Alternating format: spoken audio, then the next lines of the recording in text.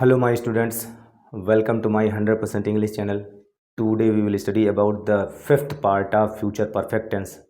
Future perfect tense जिसके बारे में हम पिछले वीडियो में पढ़ चुके हैं, उसके आइडेंटिफिकेशन के बारे में जाना, अफर्मेटिव सेंटेंस पढ़ा, निगेटिव सेंटेंस पढ़े, इंट्रोगेटिव सेंटेंस के अंतर्गत यस नो टाइप के सेंटेंस पढ़े, WH टाइप के सेंटेंस पढ़े। आज हम लोग इसी WH टाइप के अंतर्गत हु वाले सेंटेंस पढ़ेंगे। हु मीन्स होता है कौन या किसने, कौन या फिर किसने। इसमें कुछ बातें जान लेते हैं।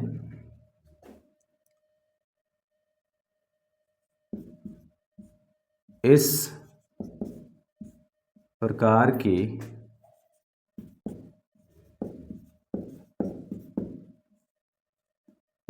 वाक्यों को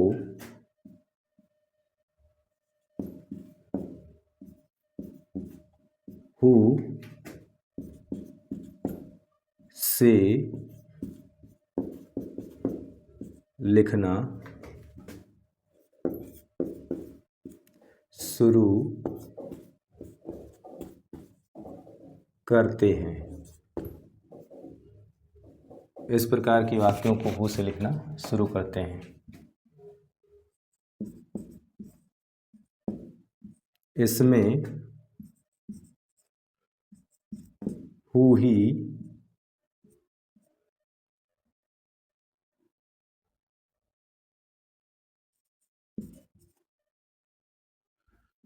इसमें हु ही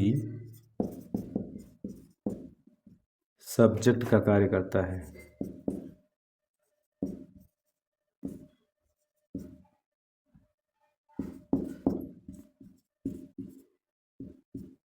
इसलिए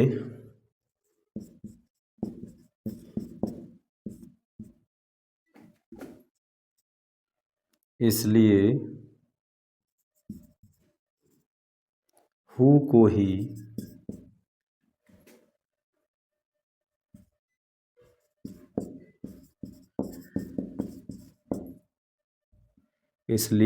को ही सब्जेक्ट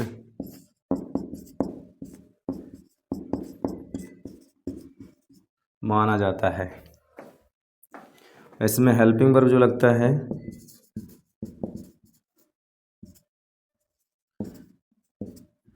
वो हेल्पिंग वर्ब लगता है विल हैव या फिर शैल हैव। आई और वी के साथ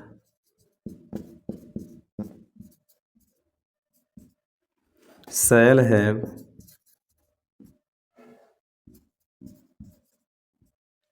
और अदर सब्जेक्ट के साथ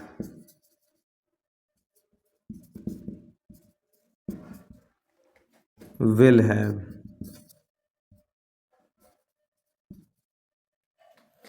वर्ब की कौन सी फॉर्म होती है?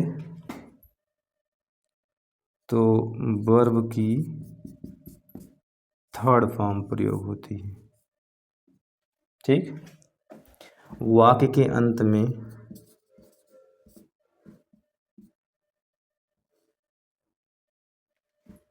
वाक्य के अंत में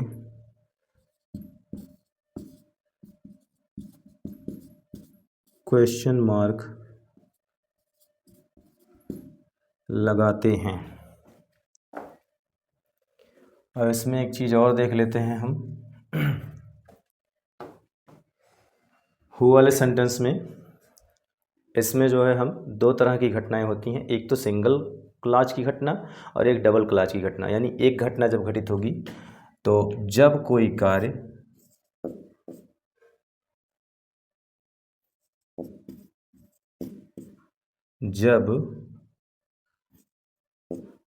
कोई कार्य जब कोई कार्य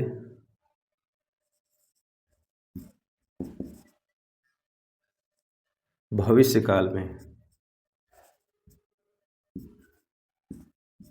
भविष्यकाल यानी फ्यूचर टेंस में,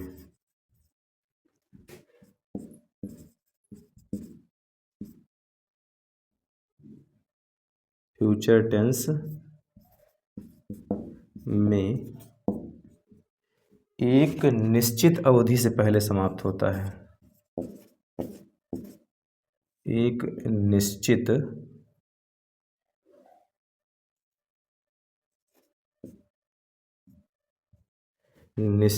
अवधि से पहले समाप्त होता है।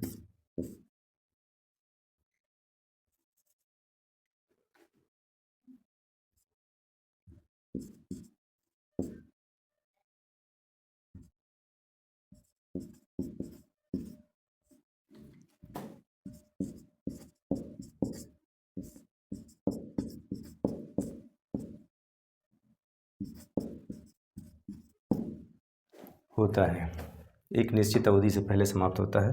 तो स्ट्रक्चर क्या बनेगा?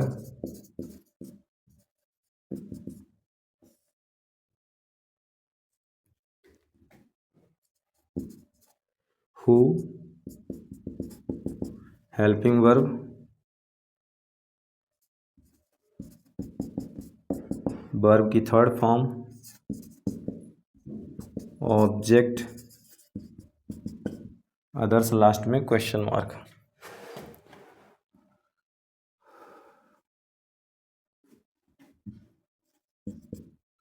इसके बाद निगेटिव इसका बनेगा जो who plus helping verb not verb की third form object others last में क्वेश्चन मार्क। हम कुछ एग्जांपल देख लेते हैं। परीक्षा में कौन शामिल हो चुका होगा? तो यहाँ चुका होगा, चुकी होगी, चुके होंगे इत्यादि शब्द आते हैं, उन्हें हम फ्यूचर परफेक्ट टेंस कहते हैं। इसमें कौन शब्द आया है और कौन की इंग्लिश हु होती है। हु वाले सेंटेंस में सबसे पहले हम हु ही लिखते हैं, इसमें हु को ही हम सब्जेक्ट मानते हैं तो हु हो गया। उसके बाद हेल्पिंग वर्ब लगाएंगे, हेल्पिंग वर्ब हमारा विल हैव है या शैल हैव है, तो सब्जेक्ट हमारा कौन है। तो इस प्रकार के वाक्यों को हु से लिखना शुरू करते हैं। इसमें हु ही सब्जेक्ट का कार्य करता है, इसलिए हु को ही सब्जेक्ट माना जाता है। तो जब हु सब्जेक्ट हुआ तो इसलिए आई भी तो है नहीं है, तो शैल हैव नहीं लगेगा, बल्कि अदर सब्जेक्ट के साथ विल हैव लगता है। तो यहाँ हु के साथ क्या लगेगा? Will have. Who will have. उसके बाद फिर जो है वर्ब, वर्ब मीन्स क्रिया, क्रिया मतलब कार्य, कार्य कौन सा हो रहा है? शामिल होना। शामिल होने की अंग्रेजी जो होती है, इंग्लिश होती है अपीयर्ड, APPEARD, अपीयर्ड। उसके बाद फिर जो है अपीयर्ड लिखने के बाद तो हु विल हैव अपीयर्ड और इन द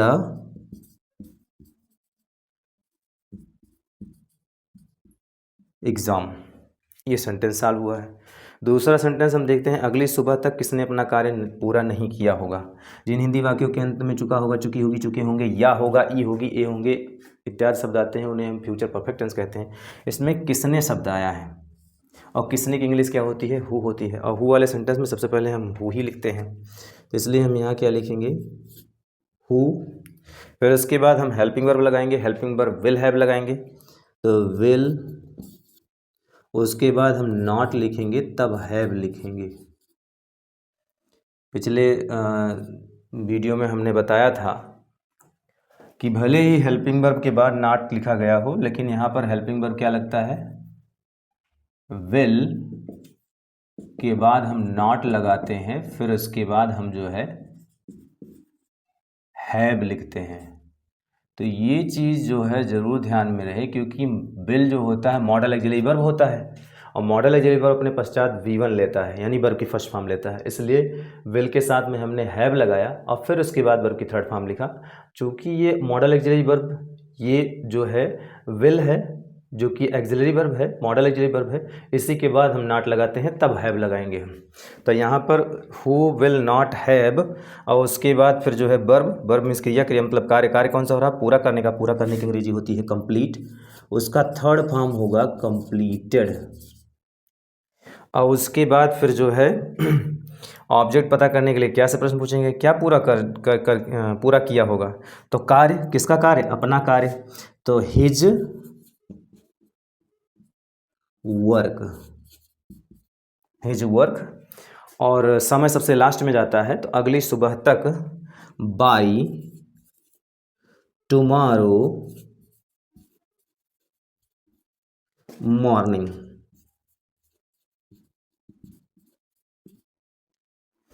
तो इस प्रकार से यह सेंटेंस आपका सॉल्व किया गया है। एक बार हम फिर से देख लेते हैं। हम लोग फ्यूचर परफेक्ट टेंस के अंतर्गत जो इंट्रोगेटिव सेंटेंस है उसमें हम WH टाइप के अंतर्गत हु वाले सेंटेंस पढ़ रहे हैं। हु मीन्स होता है कौन या किसने। इसमें ये बात कही गई है कि इस प्रकार के वाक्यों को हु से लिखना शुरू करते हैं और इसमें हु ही सब्जेक्ट का कार्य करता है, इसलिए हु को ही सब्जेक्ट माना जाता है। हेल्पिंग वर्ब विल हैव या शैल हैव लगाते हैं, आई और बी के साथ शैल हैव, और अदर सब्जेक्ट के साथ विल हैव का प्रयोग होता है, वर्ब की थर्ड फॉर्म प्रयोग होती है। वाक्य के अंत में क्वेश्चन मार्क लगाते हैं।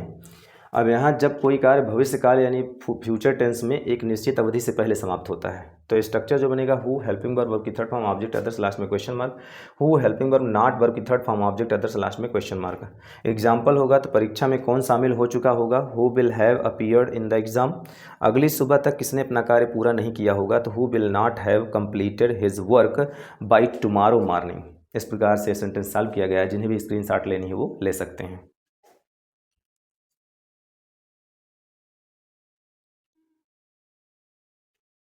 अब हम दो क्लास वाले सेंटेंस पढ़ेंगे जिसमें दो घटनाएं घटित होती हैं। तो जब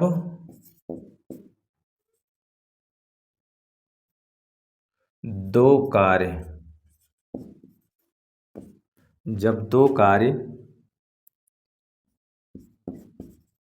एक फ्यूचर में तथा दूसरा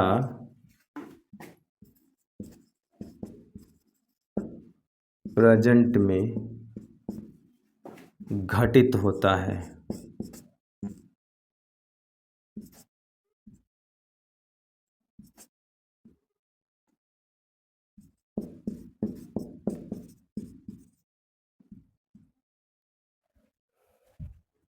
जब दो कार्य एक फ्यूचर में तथा दूसरा प्रेजेंट में घटित होता है, तो ऐसी स्थिति में जो कार्य पहले घटित होता है, जो कार्य पहले घटित होता है उसे हम फ्यूचर परफेक्ट टेंस में लिखते हैं।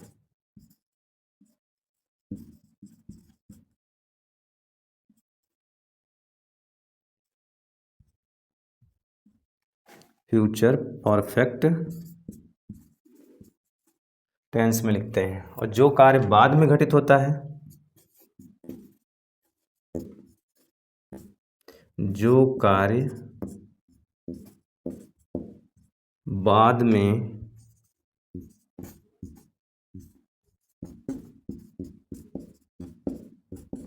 घटित होता है उसे हम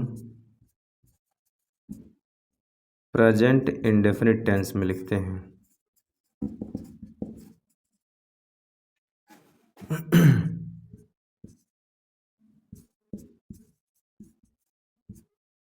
प्रेजेंट इंडेफिनिट टेंस में लिखते हैं। अब हम कुछ एग्जाम्पल देख लेते हैं। अध्यापक के आने से पहले कौन तुम्हारे पुत्र को दंड दे चुकेगा। जिन हिंदी वाक्यों के अंत में चुका होगा, चुकी होगी, चुके होंगे, चुकेगा, चुकेगी, चुकेंगे इत्यादि शब्द आते हैं, उन्हें हम फ्यूचर परफेक्ट टेंस कहते हैं। इसमें दो घटनाएं घटित हो रही हैं, एक अध्यापक का आना और दूसरा जो है कौन तुम्हारे पुत्र को दंड दे चुकेगा। तो इसमें दो घटनाएं घटित हो रही हैं। इसमें से यह देखना है कि कौन सा कार्य पहले घटित होता है और कौन सा कार्य बाद में। अध्यापक के आने से पहले ही, मतलब अध्यापक आया नहीं था उसके पहले ही कौन तुम्हारे पुत्र को दंड दे चुका होगा।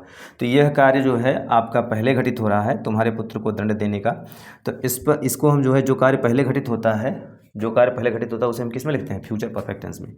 यानी इसे हम किस में लिखेंगे? फ्यूचर परफेक्ट टेंस में लिखेंगे।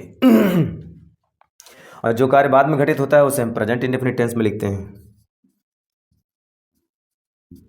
प्रेजेंट इंडेफिनिट टेंस में लिखते हैं। इसे हम फ्यूचर परफेक्ट टेंस में लिखेंगे। ठीक, अब यहाँ पर जो है देखिए, तो कौन तुम्हारे पुत्र को दंड दे चुकेगा, तो जिसमें जो है कौन शब्द आता है उसकी इंग्लिश हम सबसे पहले लिखते हैं। तो हमने लिखा हु। उसके बाद फ्यूचर परफेक्ट टेंस में हेल्पिंग वर्ब क्या लगाते हैं? Will have, who will have. और उसके बाद फिर जो है वर्ब की थर्ड फॉर्म लगाएंगे। तो दंड देना जो है पनिश्ड,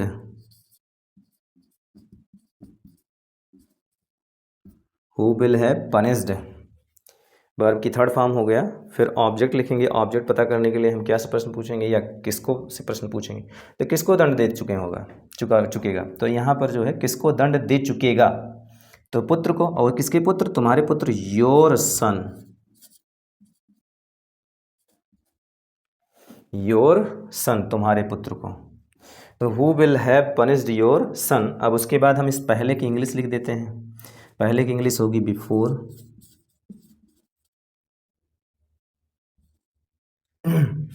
और उसके बाद फिर अध्यापक का आना, द टीचर, इसे हम प्रेजेंट इंडेफिनिट टेंस में लिखेंगे।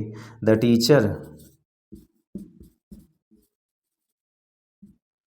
कम्स, क्योंकि प्रेजेंट इंडेफिनिट टेंस में वर्ब की फर्स्ट फॉर्म में SAIS का प्रयोग होता है, इसलिए हम कम्स लिखेंगे लास्ट में क्वेश्चन मार्क। यहाँ भी जो है देखिए, स्कूल जाने से पहले किसने अपना कार्य पूरा नहीं किया होगा, तो जिन हिंदी वाक्यों के अंत में चुका होगा, चुकी होगी, चुके होंगे, या होगा, ई होगी, ए होंगे इत्यादि शब्द आते हैं, उन्हें हम फ्यूचर परफेक्ट टेंस कहते हैं।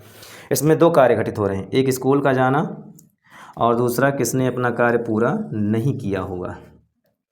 तो यहाँ पर ध्यान दीजिएगा, कौन सा कार्य पहले घटित हो रहा है, कौन सा कार्य बाद में घटित हो रहा है। तो स्कूल जाने से पहले, यानी स्कूल अभी गए नहीं है, उसके पहले ही किसने अपना कार्य पूरा नहीं किया होगा, तो यह कार्य पहले घटित हो रहा है। तो जो कार्य पहले घटित होता है उसे हम फ्यूचर परफेक्ट टेंस में लिखते हैं, यानी इसे हम किस में लिखेंगे? फ्यूचर परफेक्ट टेंस में। और जो कार्य बाद में घटित होता है उसे हम प्रेजेंट इंडेफिनिट टेंस में लिखेंगे। किस में लिखेंगे? प्रेजेंट इंडेफिनिट टेंस में। अब उसके बाद में ध्यान दीजिएगा कि यह कार्य पहले घटित हो रहा है, तो इसे हम जो है लिखेंगे किसने अपना कार्य पूरा नहीं किया होगा। तो किसने की इंग्लिश क्या होती है? हु। और उसके बाद फिर क्या करेंगे? हेल्पिंग वर्ब लगाएंगे। तो हेल्पिंग वर्ब हम लिखेंगे विल, और नॉट लिख करके तब उसके बाद हम हैव लगाएंगे, क्योंकि हेल्पिंग वर्ब जो विल है उसी के बाद नॉट लगता है, तब हैव लगाते हैं हम। हेल्पिंग वर्ब विल हैव होता है, लेकिन हम विल के बाद नॉट लगाएंगे, नॉट लगाने के बाद तब हम हैव लगाएंगे। Who will not have. और उसके बाद वर्ब की थर्ड फॉर्म, पूरा करना कंप्लीट होता है, तो कंप्लीट, कंप्लीटेड, कंप्लीटेड, वर्ब की थर्ड फॉर्म का प्रयोग करना है। Who will not have completed. और उसके बाद ऑब्जेक्ट पता करने के लिए क्या से प्रश्न पूछेंगे? क्या पूरा किया होगा। तो कार्य, किसका कार्य? अपना कार्य। तो यहाँ हिज वर्क, अपना कार्य। Who will not have completed his work. इसके बाद फिर जो है पहले की इंग्लिश लिखेंगे बिफोर, बिफोर। उसके बाद स्कूल जाना जो है, वही व्यक्ति जो है अपना काम पूरा नहीं किया है, और वही जो है क्या कर रहा है? स्कूल जाने का काम कर रहा है, तो इसलिए हम यहाँ पर लिखेंगे ही। और जाना की अंग्रेजी होती है गो, और ये प्रेजेंट इंडेफिनिट में लिखा जाएगा, इसलिए गोज लिखेंगे। He goes to school. तो लिखा क्या जाएगा? He will not have completed his work before he goes to school. अब यहाँ हम जो है फिर से देख लेते हैं। फ्यूचर परफेक्ट टेंस हम लोग पढ़ रहे हैं, उसके अंतर्गत जो है फ्यूचर परफेक्ट टेंस में हम इंट्रोगेटिव सेंटेंस में WH टाइप के अंतर्गत हु वाले सेंटेंस पढ़ रहे हैं। हु मीन्स होता है कौन या किसने। इसमें जब दो कार्य एक फ्यूचर में तथा दूसरा प्रेजेंट में घटित होता है, तो जो कार्य पहले घटित होता है उसे फ्यूचर परफेक्ट टेंस में, और जो कार्य बाद में घटित होता है उसे प्रेजेंट इंडेफिनिट टेंस में। फ्यूचर परफेक्ट टेंस में हम हेल्पिंग वर्ब विल हैव या शैल हैव प्रयोग करते हैं। हालांकि आई और वी के साथ शैल हैव का प्रयोग होता है, बाकी अन्य सब्जेक्ट के साथ जो है विल हैव का प्रयोग होता है। तो हु तो आई वी है नहीं, इसलिए हम उसके साथ विल हैव का प्रयोग करेंगे। और जब हमको नाट लगाना होगा तो विल के बाद हम नाट लगा करके तब हैव लिखेंगे, तब उसके बाद वर्ब की थर्ड फॉर्म लगाएंगे। तो एग्जाम्पल हम देख लेते हैं। अध्यापक के आने से पहले कौन तुम्हारे पुत्र को दंड दे चुकेगा? Who will have punished your son before the teacher comes. और जो प्रेजेंट इंडेफिनिट टेंस में होता है तो उसमें सब्जेक्ट के बाद हम क्या लिखते हैं? वर्ब की फर्स्ट फॉर्म में एस या एस लगाते हैं, अगर सब्जेक्ट हमारा सिंगुलर है तो, और सब्जेक्ट हमारा प्लूरल होगा तो हम केवल वर्ब की फर्स्ट फॉर्म लगाते हैं। अब यहाँ देखिए, स्कूल जाने से पहले किसने अपना कार्य पूरा नहीं किया होगा? Who will not have completed his work before he goes to school. जब भी हु आता है तो वह सिंगुलर ही माना जाता है, और उसको जो हम आगे अगर सेंटेंस बढ़ाते हैं तो उसमें अगर प्रोनाउन के रूप में हु की जगह पर अगर कुछ लिखना है तो वहाँ ही, हिम, हिज लिखते हैं। तो यहाँ अपना की इंग्लिश जो है वो हु के अनुसार हिज हो गया, और वहीं पर जो है ये हु के अनुसार यहाँ सब्जेक्ट ही हो गया। तो he will not have completed his work before he goes to school. इस प्रकार से सेंटेंस सॉल्व किया गया है। जिन्हें भी स्क्रीनशॉट लेनी है वो ले सकते हैं।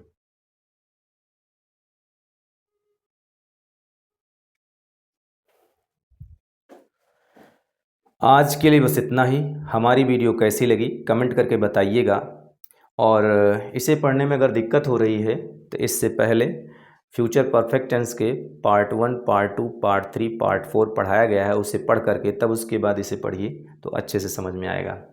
और सबसे ज़्यादा अच्छा ये होगा कि अगर आप नए हैं तो हमारे चैनल पर जाइए और शुरू से टेंस पढ़िए, तो आपको और अच्छे से समझ में आएगा। और आपसे यही निवेदन है कि हमारे इस जो है चैनल को सब्सक्राइब कर लीजिए, वीडियो को लाइक कर दीजिए, कमेंट कर दीजिए, और जहाँ तक हो सके इसे शेयर कर दीजिए। Thank you.